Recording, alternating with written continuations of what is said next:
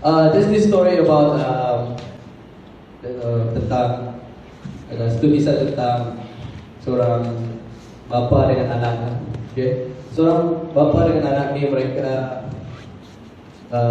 adalah macam mana kita buat juga stuntman, bukan juga stuntman, but they are involved in a circus dan mereka seperti performance lah, tukar apa macam memberi entertainment kepada orang. Just say mereka selalu buat persembahan di funfair macam circus macam itu.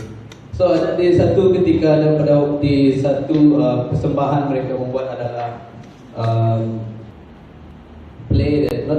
satu acara yang mereka lakukan adalah berjalan di atas berjalan di atas tali. Okay, they were up above and they have to walk on the rope, berjalan di atas tali dari hujung ke hujung. So this guy dia berjalan di atas tali dari mula sini sampai tidak juga berapa jauh lah, tapi okay, let's say it's quite far, but this is just a picture. So he walk on the rope dari hujung ke hujung dan balik lagi ke hujung, dan apabila dia sampai semua berikan sorakan yang besar, dia beri tepukan yang besar sebab it's amazed lah, mereka rasa kagum dengan dia. Dan the second one, he take a wheelbarrow. He take a wheelbarrow dan dia melangkah lagi. Dia berjalan atas tali itu dari hujung ke hujung dan balik lagi. Dan semua orang tepuk tangan, semua orang excited. Mereka begitu suka dengan aksi yang dia buat, sebab aksi itu adalah satu yang mustahil. And then because everyone loves it, semua orang suka dengan acara dia. So dia minta satu orang dari penonton untuk masuk ke dalam wheelbarrow itu. Dan apa terjadi? Tidak ada orang yang mau. Tapi ada satu budak datang, dia masuk ke dalam wheelbarrow itu. Just a small kid. He went inside the wheelbarrow. So that guy bawa dia sampai ke hujung dan balik lagi ke hujung. And then the boy is safe. So tidak ada apa-apa. So the reaction daripada mereka pun memang surprise lah. So the point of the message of the story here, you can see dari audience, mereka suka melihat apabila seorang itu membuat satu aksi yang luar biasa lah, something that is impossible. But then when the guy invite them to get into the same place as him, to get him to be part of the experience, they don't want. The guy invited the audience, one of the audience, to ikut dia masuk dalam wheelbarrow tu untuk berjalan di atas tali itu. Tapi tidak ada yang mau. Okay, mereka excited, they like to see apa yang dia lakukan. Itu adalah luar biasa, something is impossible. But then bila dia invite mereka, mereka tidak mau, mereka takut. Yeah, and then this small kid went in the wheelbarrow and ikut dia. So the difference saya mau tanya sama kamu orang di sini, apa bezanya dengan budak kecil itu dengan penonton yang lain? So apa bezanya? With the audience and the kid. The audience, because the guy asked the audience, kalau kamu mau, he asked the audience, salah satu dari audience itu ikut untuk masuk ke dalam wheelbarrow itu untuk ikut dia mengalami pengalaman itulah. Tapi tidak ada yang mau, except for this one boy to go in the wheelbarrow. Tapi okay, so what is the difference you see here between the boy and the audience yang tidak mau? Apa Daniel? Faith. Okay, faith. That's faith is one. So the difference here that you see is that when the boy sampai di hujung, the boy gembira. He experienced it. He experienced that impossible with that guy. So when they asked the boy, the audience asked the boy, one of the audience asked the boy, macam mana kamu boleh berani ikut orang tu? Kamu tidak takut mati? And then the boy answered, oh, saya tidak takut sebab he is my father. So from there, the audience pun macam, oh okay, But then the moral of the story is, the boy knows that that guy is his father, so he trusts his father to bring him along with him. So dia tahu itu bapa dia tahu bapa dia kan tidak akan menyakiti dia dan tidak akan melepaskan dia juga. So that's the trust that the son have for the father. Now, but today, dan malam ini saya akan bawa kita dengan satu tema, bring us dengan tema kita untuk pada malam ini, yaitu percaya kepada Tuhan. Percaya kepada Tuhan. Actually, this is not the message that I prepare to bring for tonight. Ya, last Monday saya sudah ada satu topik, and then the following day ada lagi. So I was confusing, tidak tahu. But then I prayed this afternoon, this morning, because I don't feel like mau menyampaikan apa yang saya sudah siapkan. So the word that came to me is trust. So and then when trust come into my mind, when trust come into my heart, the verse that came into my mind was on Proverbs dalam Amsal pasal 3 ayat 5 dan 6. So I'm going to read it to you all. Kalau kamu ada bawa Bible orang, you can turn to Amsal pasal 3 ayat 5 dan 6. Amsal pasal 3 ayat 5 dan 6. Okay, I'm just going to read it to you all. Amsal pasal 3 ayat 5 dan 6. Percayalah kepada Tuhan dengan segenap hatimu, dan janganlah bersandar kepada pengertianmu sendiri. Akuilah Dia dalam segala lakumu, maka Ia akan meluruskan jalanmu. Sekali lagi ya. Percayalah kepada Tuhan dengan segenap hatimu, dan janganlah bersandar kepada pengertianmu sendiri. Akuilah Dia dalam segala lakumu, maka Ia akan meluruskan jalanmu. Dan melalui bacaan firman ini saya mengambil satu tema, yaitu percaya kepada Tuhan. Nah, dan kenapa percaya kepada Tuhan? Melihat daripada generasi kita yang sekarang, masalah yang terutama kita adalah kepercayaan kita, our trust kepada Tuhan. Sebab kenapa? Sebab kadang-kadang mungkin kita pikir sebab Tuhan itu tidak kelihatan, ya. And that's why it's hard for us to trust God. Pasal kita, macam mana mungkin kita mau percaya sebab God is invisible. Kita macam tidak dapat melihat Dia, dan kita tidak tahu adakah jalan Tuhan yang benar atau tidak. Ya, and then bagi kita yang sudah percaya kepada Tuhan, kadang-kadang kita pun boleh rasa kurang percaya, betul kan? Ya, sometimes we lack of trusting, not in big matters lah, even in small matters. Even when we do decision, bila kita membuat satu keputusan pun, kita kadang-kadang ragu mempercayakan Tuhan. We think, sometimes kita berfikir apa yang kehendak kita itu yang benar. And then it says that hidup yang menyenangkan Allah adalah hidup yang percaya dan bersandar kepada Dia. Ya, seperti cerita yang tadi. It's the same context that we can relate to today. Sometimes kita suka melihat berkata terlebih dahulu. Kita suka melihat big things first. Sometimes we vision something big, but then we don't want to get involved into the pembangunan dia. You get what I mean? Right? Kadang-kadang kita suka terlebih dulu, kita suka menuai dahulu, tapi kita tidak mau menabur. Ya, we like to think of making big money, but we don't want to start small or earn small. Or kita tidak mau start apa namanya ni?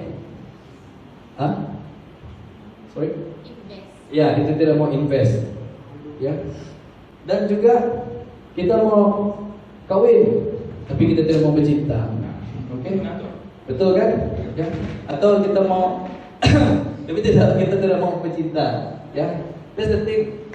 There is no commitment, but we want big things, but there is no commitment. Yeah. When I say it's related to context nowadays, it's more than that actually.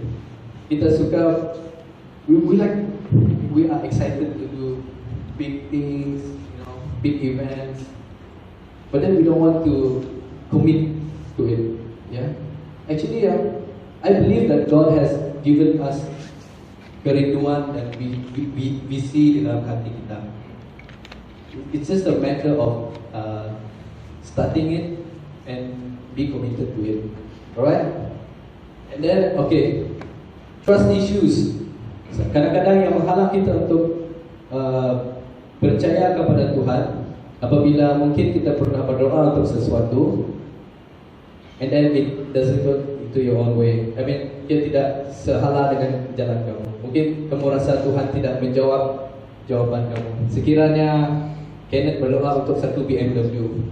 Okay? Saya ingat sedikit, really excited apabila dia melihat BMW. Okay?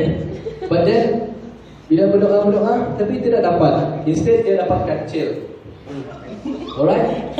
Dan dia tidak puas. So, dia tidak percaya sama Tuhan. Sometimes, benda macam tu mudah buat kita tidak percaya sama Tuhan. It's not only choosing material, even choosing buah hati orang. You know, sometimes you pray for this person or because you see there's chemistry, but then it didn't happen. Instead, that person end up with other person. And what happened to you? You get discouraged and you don't want to trust God anymore. So you lantak lah. You want to be in any relationship you want. You know, these are the things yang mudah buat kita tidak percaya kepada Tuhan. And here's the thing. Just like I said macam Kenneth tadi. When Kenneth prayed for BMW, God didn't give him BMW, but they gave him kancil. But still God give. Right? The reason why God don't give Kenneth BMW because He knows Kenneth punya condition and situasi. Kalau Kenneth beli BMW, I think dia berjalan hari ini saja, besok tidak mau sebab minyak mahal. Yeah? So He give him kancil. Yeah? If not kancil pun basikal. Because Kenneth don't know how to drive, no lesson. Something like that. Yeah? God answers our prayer. Even though He don't, walaupun kamu minta, kamu rasa dia tidak beri, tapi dia sudah beri. When He said no, that is an answer because He knows it's not good for you all. Okay? And then trust issues also sometimes mungkin janji kita tidak digenapi. Yeah. It seems like same case with the prayer, seperti like the last month kan. When I preach about the spirit field, something yang I did mention that bila kita dipanggil sebagai anak Allah, kita mewarisi juga janji Allah. Amen. Yeah, sometimes just like I said, the same case macam Kenneth tadi. Kalau kita, God knows what we need. Tuhan tahu apa yang kita perlu. So sometimes God don't give you the big things because He knows that you are not ready, but He provide you some other things, some other opportunity. Because whatever that God provides will lead you also ke hadapan. Amen. Alright. Then even the Israelites, even mereka orang Israel dulu juga ada masalah kepercayaan kepada Tuhan. Even the Israelites, they have the trust issues. Ya, ketika Musa memimpin mereka keluar dari Mesir, mereka di dalam perjalanan mereka keluar dari Mesir, mereka sudah melihat berbagai miracles that God did to bring them out of Egypt. Ya, one of it is the famous one is the split of the Red Sea, where they crossed the Red Sea. That is the one of the biggest miracles. I think everyone knows about that miracle. Okay, and then what happened? The Israelites still complaining. Ya, orang Israel masih lagi komplain. Ya, mereka komplain yang bila mereka di mana tu? Di padang gurun kan? That's how we call it. Yeah, something like that. Ya, bila Musa membawa mereka masih komplain. They complain that God tidak provide mereka apa-apa. Dan mereka mulai mengusut. Tapi di dalam mereka mengusut pun Tuhan beri juga mereka makan. Tuhan provide juga apa yang mereka perlu. Even if God provide them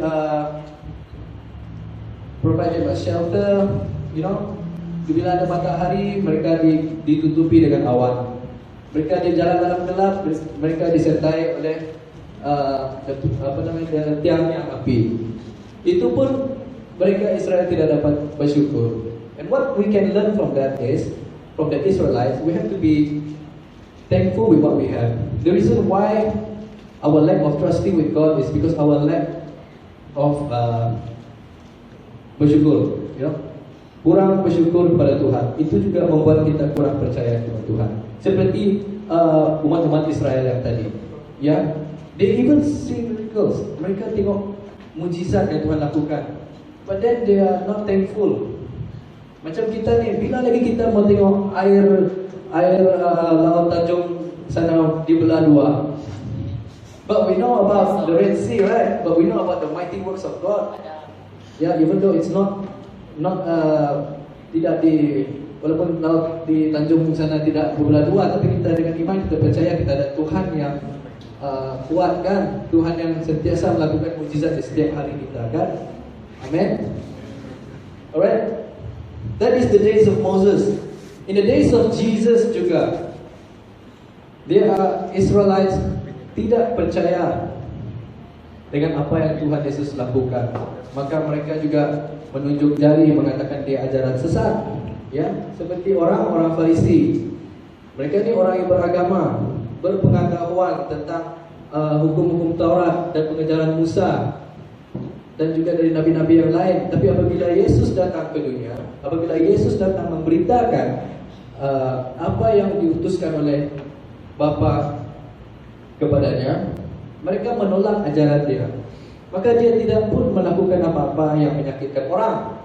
Dia menyembuhkan orang sakit. Mereka cakap dia menggunakan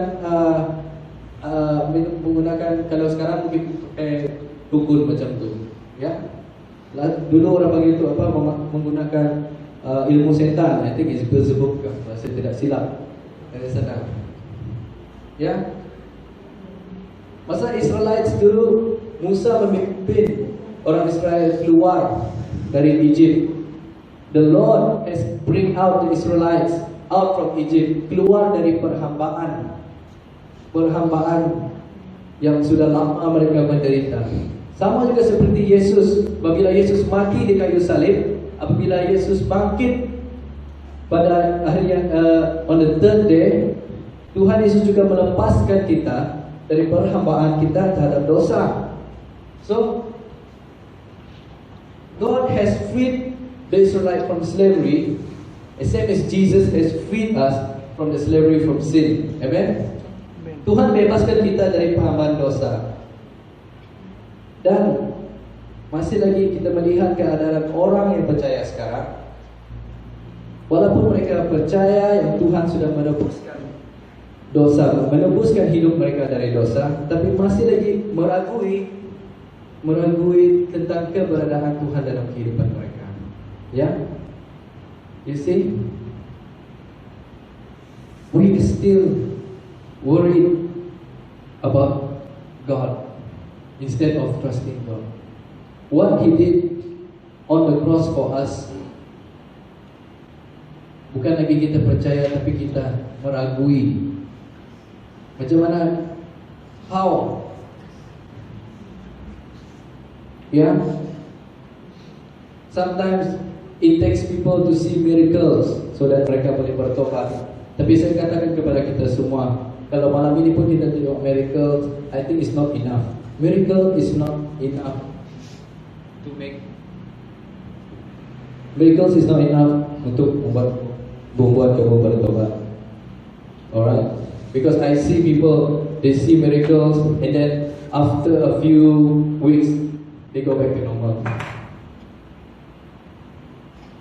Mereka tidak lama bertahan, sebab ini sudah berlaku, ya.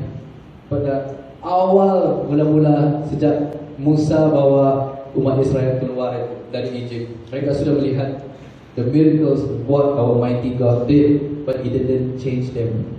It still make them mengusut, ya. It makes them wandering around the desert for 40 years. You see what worry can do to you? Kamu lihat keraguan boleh buat yang apa namanya? Itulah ya, keraguan boleh buat kita wandering around. Seperti kita tidak ada kepastian dalam hidup kita. Even though we said we believe that the Lord has freed us, but then worry sometimes make us feel like we are still stuck from where we are before. Alright? So tonight, I'm just going to share to you guys, seperti dalam tema kita, yaitu percaya kepada Tuhan. Dan bagi saya, sebagai orang yang percaya, I ask myself, do I need miracles to believe that God exists? And I ask you the same question, do you need miracles to believe that God exists? But for me, if you say yes, but for me it's not enough. You know, for me it's that we believe Christ. We believe the Lord has died for us. Apabila kita sudah percaya bahwa Yesus itu Allah yang sudah menebus hidup kita dari dosa, and after that we will see miracles coming. Miracles not only for healing, but restoration, pembaharuan di dalam hubungan kamu, dalam apapun yang sudah rosak dahulu diperbaharui. It may not be the same, but God offers you a new life, a new hope. Mungkin kamu dalam keluarga kamu dulu bertengkar saja, tapi apabila kamu mengenal Tuhan, kamu melihat, dan apabila kamu mengandalkan Tuhan dalam hidup kamu, percaya kepada Tuhan, kamu melihat restoration itu flow. Because you are letting God, control over you, and you let His power manifest through you, and then it will flow through your family, and through whatever your problems, and then through whatever yang sudah rosak dahulu diperbaharui, tidak seperti dahulu, tetapi memberikan dia gambaran yang baru. Ya, maybe maybe dalam pekerjaan kamu, ya, dahulu maybe you earn less, but now you earn more, or you earn secukupnya. But the different thing is, or maybe you don't earn the same as higher than before, but the thing is, when you have Christ in you, kamu sudah bersyukur, bersyukur dengan apa yang ada sudah.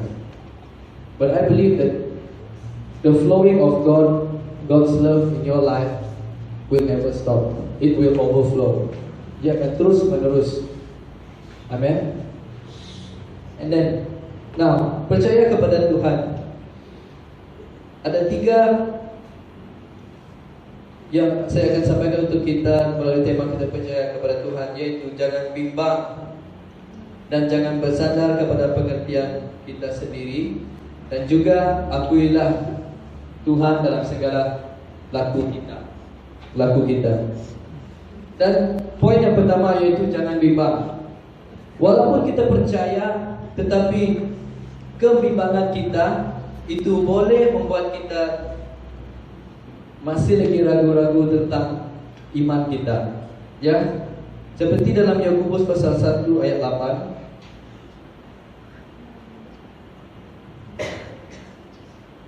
Di dalam Yakobus pasal 1 ayat 8 berkata, sebab orang yang mendua hati tidak akan tenang dalam hidupnya. Dan terus dengan ayat 4 dan 8, ayat 4, pasal 4 ayat 8, mendekatlah kepada Allah dan Ia akan mendekat kepadamu. Nah, kembali lagi kepada ayat yang tadi, ayat 1, pasal 1 ayat 8. Sebab orang yang mendua hati tidak akan tenang dalam hidupnya. Apabila kita meragu-ragu akan penyertaan Tuhan di dalam hidup kita, hidup kita tidak akan tenang. Sebab kita tidak pasti akan hadiran Tuhan dalam kehidupan kita. Apapun kita lakukan, kita akan ragu, sentiasa ragu. First, kita berdoa, amin. Amin. Tapi dalam kita masih lagi ragu-ragu. Ya, sebenarnya apabila kita sudah berdoa sama Tuhan, artinya kita sudah menyerah segala apapun kepadanya. Ya, apa biasanya kita bersyukur dalam doa kita dan menyampaikan kekhawatiran kita. Apabila kita bersyukur, Tuhan terima kasih pada hari ini saya bersyukur Tuhan, terima kasih. Dan apa biasanya dengan kekhawatiran Tuhan, I'm worried, that there is no difference. And when you berikan kekhawatiran kamu, apabila kamu menjadikan kekhawatiran kamu itu menjadi doa, that means you surrender it to God. Ya, bila bangun pagi kamu serahkan kekhawatiran kamu, in the name of Jesus, Amen. Then you walk with confidence, walk with faith that is already been done.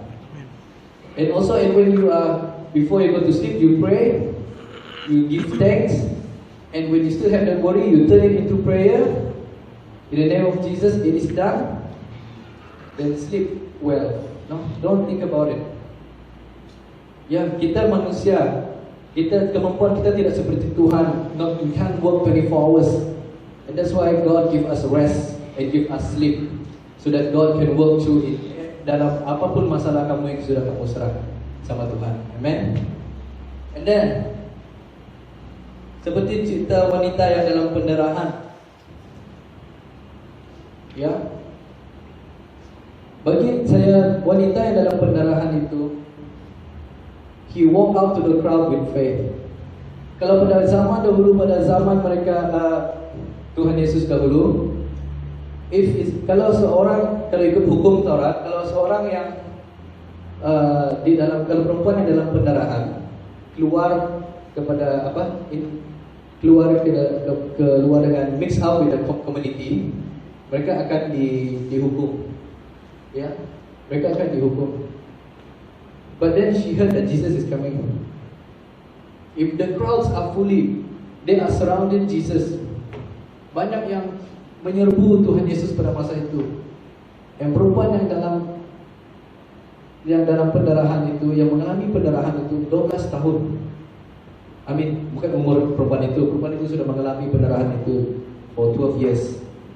And what she did is, with her, dengan iman dia, they are crowded. Ya, banyak orang di situ macam pasar. Dia terus masuk. Because she knows that the healer is there. Dia tidak tunggu lagi.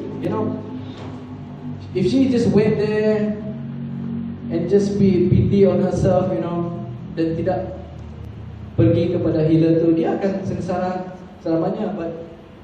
But what moves her is the healer himself, Jesus. Jesus moves her. She saw the presence of the Lord is there, so she moved. And when she moved, she go through the crowd, even though she knows that she is unclean. Ya, that time. Pada masa itu, kalau mereka masih menggunakan hukum itu, tapi dia tahu itu tidak menghalangkan dia, sebab to go and reach to the point, to the healer himself, Jesus. It's her faith yang menggerakkan dia. So what happened is, di dalam kesesakan, inside that dalam crowd yang lebih itu, dia hanya memegang jubah Tuhan Yesus. Tapi kalau dia memegang jubah Tuhan Yesus, dan lepas itu dia sembuh. And that is faith. And every time when people preach about faith, there are many people, banyak yang orang cerita ambil dari Bible, but my mind will always go back to this lady, sebab pendarahan itu begitu sakit, but then because of her faith that she wants to be healed, dia tahu Tuhan Yesus adalah sumber, ya, dia pergi, she moved and she just believed, and she said, even I touch jubah Tuhan Yesus, saya akan sembuh. And then she get healed. Ya, because of her trust, kepercayaan dia kepada Tuhan. Dia percaya itulah sumber pengharapan dan sumber kesembuhan saya. Dan bagi kita semua,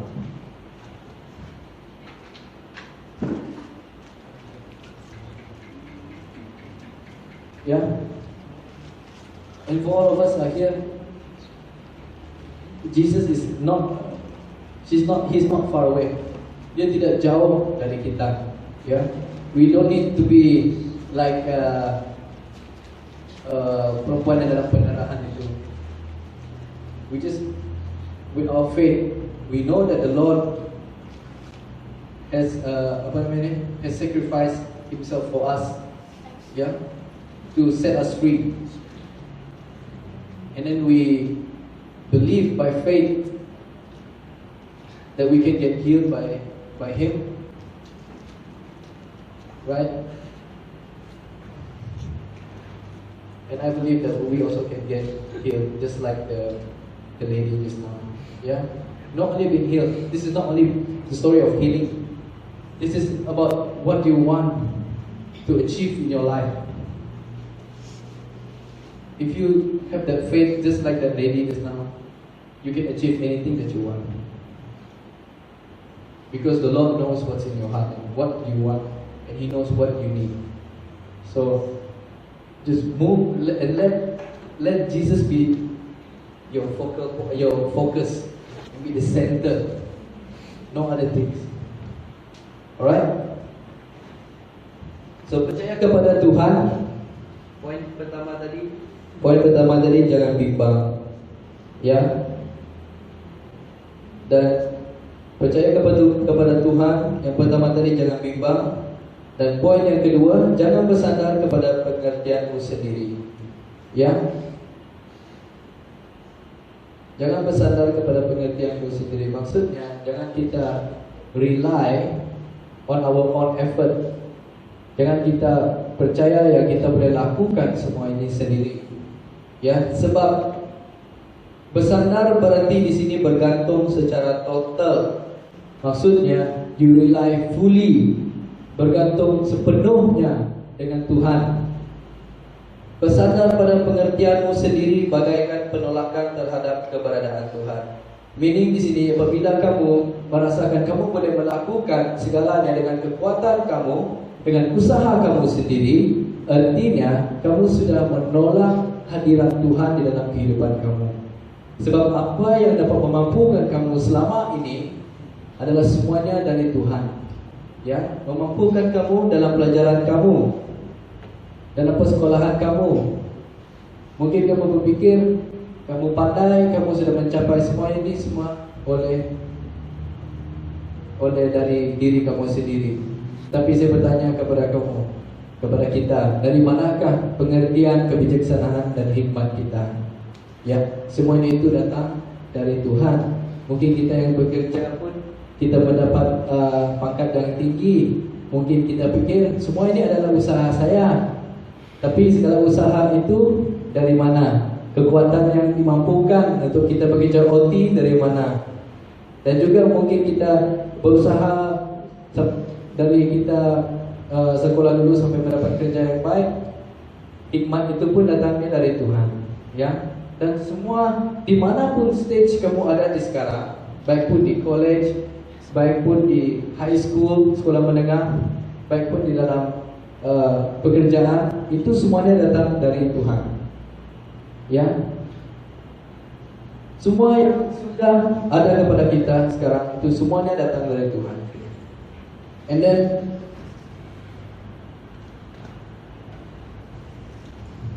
untuk kita bersandar kepada Tuhan, kita terlebih dahulunya percaya kepada Tuhan. Apabila kita boleh percaya kepada Tuhan, baru kita dapat percaya kepada diri kita, ya. God first. When you know about what God wants you to do, then you know what's good for you. Dan di sana kamu boleh merencanakan apa dalam hidup kamu dan apa yang kamu nak buat. And then God will lead you to the path that you want, because you know that, because you trust God, and God, when you trust God, He will reveal to you your plans in your life. So then when you trust God, and then you trust yourself, and you know that plan is from God, and you will walk with God together in achieving, untuk mencapai kejayaan dalam kehidupan kamu. Alright. Dan poin ketiga, akuilah dia dalam segala lakumu. Akuilah di sini maksudnya libatlah, ya, libatlah dia, yaitu Tuhan dalam segala lakumu.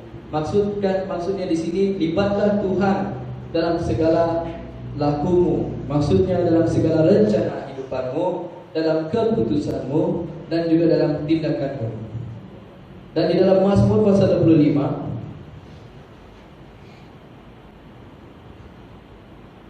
Mazmur pasal 25 ayat 8 dan 9 mengatakan, Tuhan itu baik dan benar.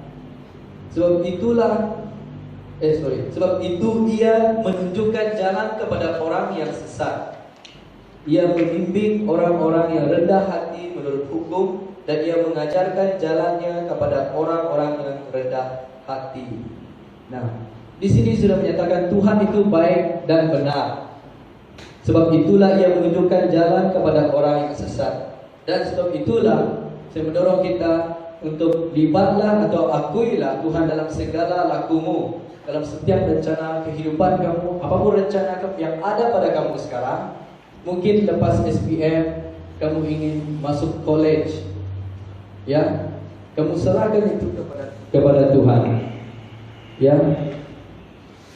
Mungkin bagi yang masih mencari kerja, you surrender it all to God, ya. Jangan saja kita apply. That's not, but we pray God which one yang terbaik, ya. Sometimes maybe we can get into a job that we don't want to do. Sometimes people mau yang janji ada kerja lah, macam itu.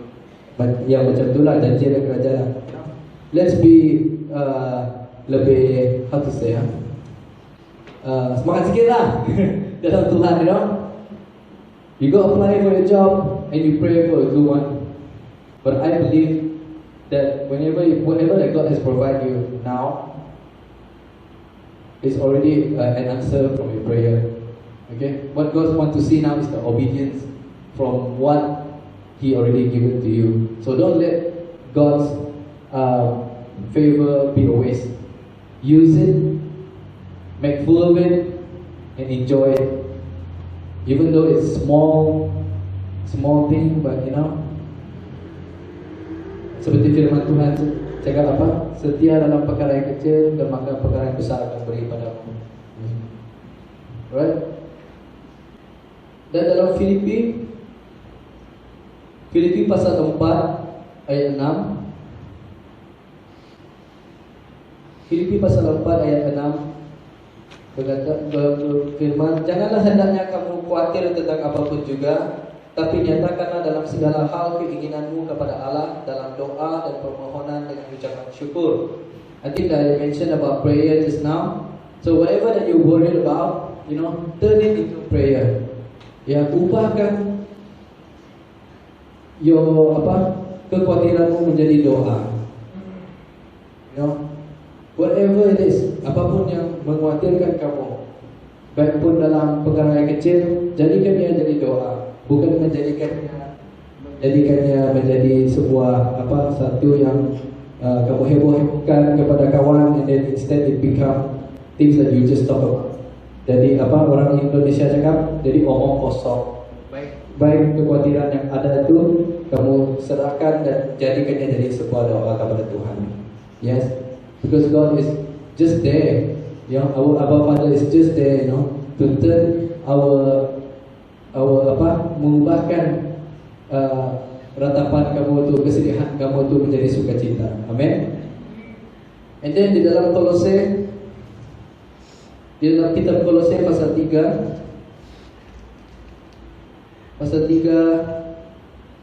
ayat 17, dan segala sesuatu yang kamu lakukan dengan perkataan atau perbuatan, lakukanlah semua itu dalam nama Tuhan Yesus, sambil mengucap syukur oleh Dia kepada Allah dan Bapa kita. Dan segala sesuatu yang kamu lakukan dengan perkataan atau perbuatan, ya, lakukanlah semua itu dalam nama Tuhan Yesus. Maksudnya di sini, apapun yang kamu lakukan, even though you go to school, even though you go to work, even though you go to church right now, ini adalah sebuah ibadah, itu adalah sebuah ibadah bagi Tuhan.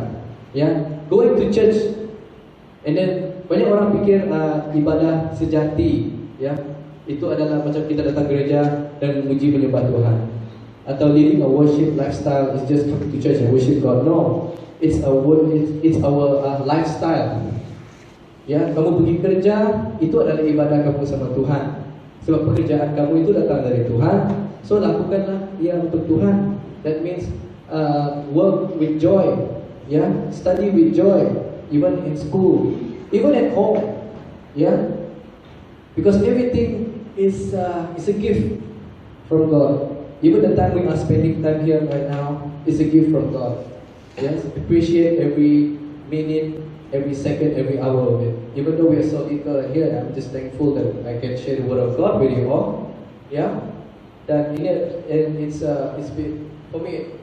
I'm just thankful for this opportunity. You know, I never know tomorrow mungkin saya tidak ada. You know, this will be my last time.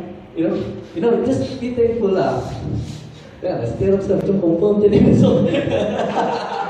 Okay? Makan free. Okay, Kolose chapter 3 verse 23. Apapun juga yang kamu perbuat, perbuatlah dengan segenap hatimu seperti untuk Tuhan dan bukan untuk manusia. Ya, do everything, lakukan apapun yang kamu lakukan dalam hidup kamu, lakukannya untuk Tuhan. That means the key is just bersyukur.